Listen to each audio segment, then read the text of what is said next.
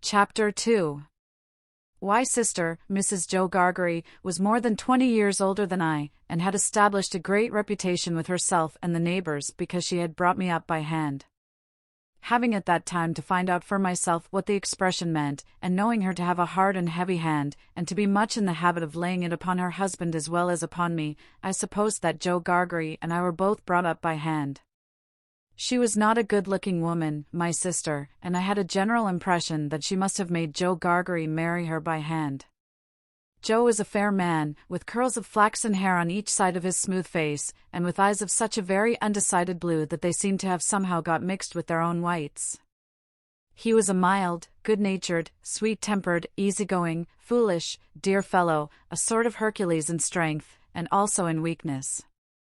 My sister, Mrs. Joe, with black hair and eyes, had such a prevailing redness of skin that I sometimes used to wonder whether it was possible she washed herself with a nutmeg grater instead of soap. She was tall and bony, and almost always wore a coarse apron, fastened over her figure behind with 2 loops, and having a square impregnable bib in front, that was stuck full of pins and needles. She made it a powerful merit in herself, and a strong reproach against Joe, that she wore this apron so much. Though I really see no reason why she should have worn it at all, or why, if she did wear it at all, she should not have taken it off every day of her life. Joe's forge adjoined our house, which was a wooden house, as many of the dwellings in our country were, most of them, at that time.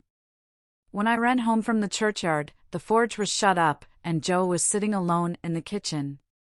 Joe and I being fellow sufferers, and having confidences as such, Joe imparted a confidence to me the moment I raised the latch of the door and peeped in at him opposite to it, sitting in the chimney corner. "Mrs. Joe has been out a dozen times, looking for you, Pip. And she's out now, making it a baker's dozen." "Is she?"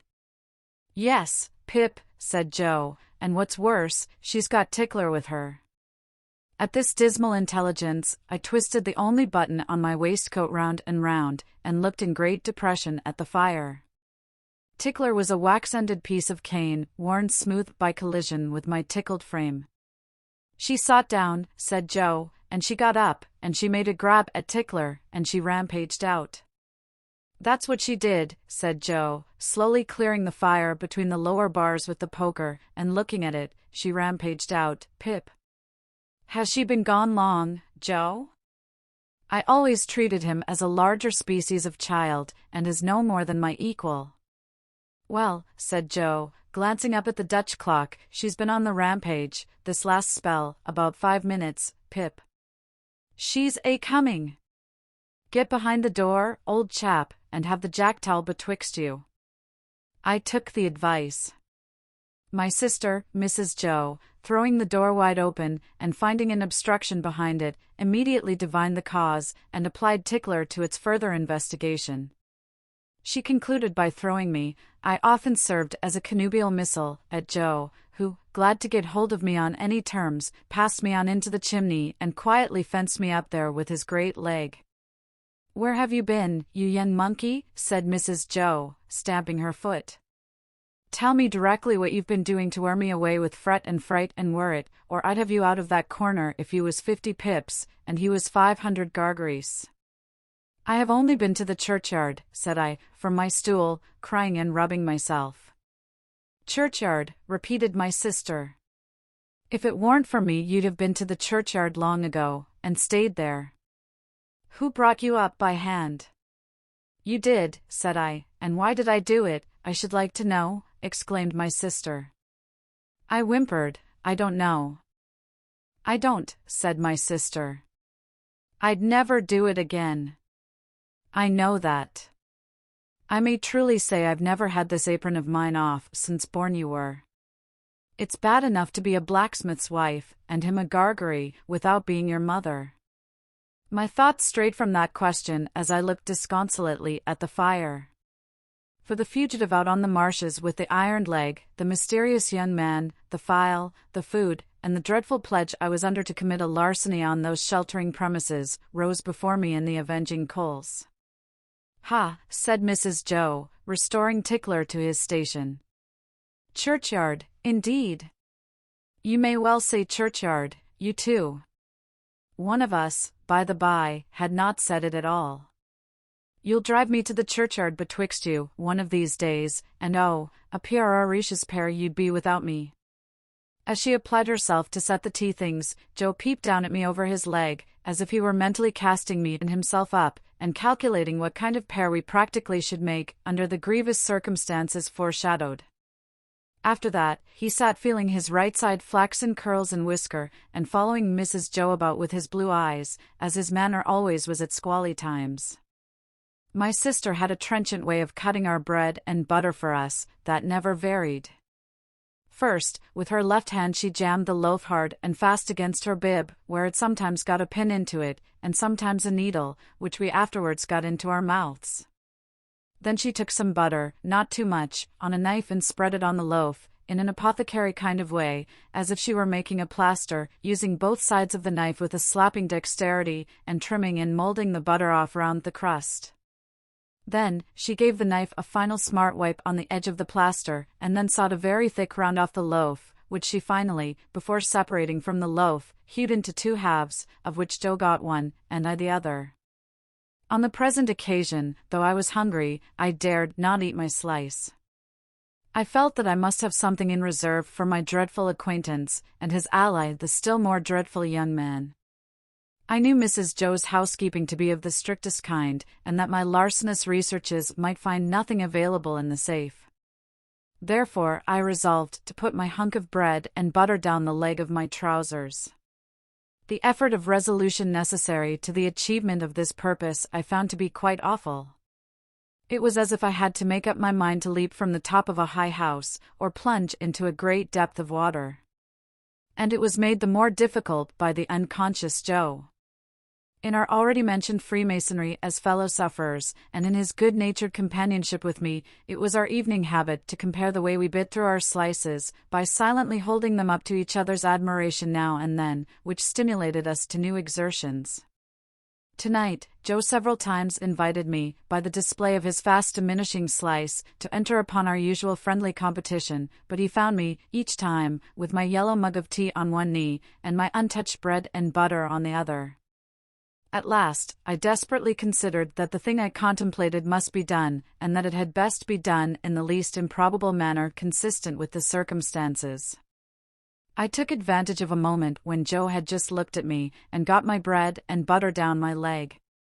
Joe was evidently made uncomfortable by what he supposed to be my loss of appetite, and took a thoughtful bite out of his slice, which he didn't seem to enjoy. He turned it about in his mouth much longer than usual, pondering over it a good deal, and after all gulped it down like a pill. He was about to take another bite, and had just got his head on one side for a good purchase on it, when his eye fell on me, and he saw that my bread and butter was gone. The wonder and consternation with which Joe stopped on the threshold of his bite and stared at me were too evident to escape my sister's observation. "What's the matter now?" said she, smartly, as she put down her cup. "I say, you know," muttered Joe, shaking his head at me in very serious remonstrance. "Pip, old chap, you'll do yourself a mischief. It'll stick somewhere. You can't have chawed it, Pip." "What's the matter now?" repeated my sister, more sharply than before.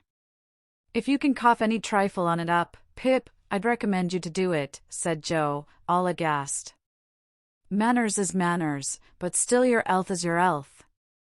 By this time, my sister was quite desperate, so she pounced on Joe, and, taking him by the 2 whiskers, knocked his head for a little while against the wall behind him, while I sat in the corner, looking guiltily on. At this point Joe greatly augmented my curiosity by taking the utmost pains to open his mouth very wide, and to put it into the form of a word that looked to me like sulks.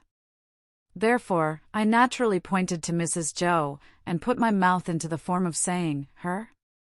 But Joe wouldn't hear of that, at all, and again opened his mouth very wide, and shook the form of a most emphatic word out of it. But I could make nothing of the word. "Mrs. Joe," said I, "as a last resort, I should like to know, if you wouldn't much mind, where the firing comes from?" "Lord bless the boy," exclaimed my sister, as if she didn't quite mean that, but rather the contrary.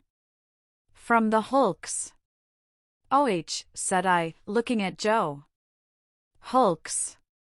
Joe gave a reproachful cough, as much as to say, well, I told you so.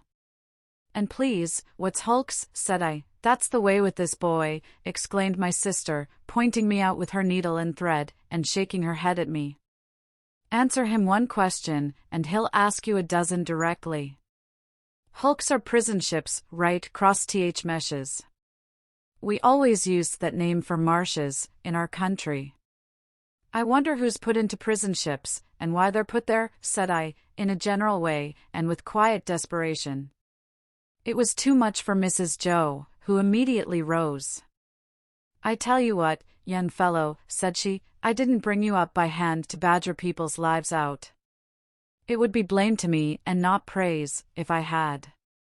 People are put in the hulks because they murder, and because they rob, and forge, and do all sorts of bad, and they always begin by asking questions. Now, you get along to bed. I was never allowed a candle to light me to bed, and, as I went upstairs in the dark, with my head tingling, from Mrs. Joe's thimble having played the tambourine upon it, to accompany her last words, I felt fearfully sensible of the great convenience that the hulks were handy for me. I was clearly on my way there. I had begun by asking questions, and I was going to rob Mrs. Joe.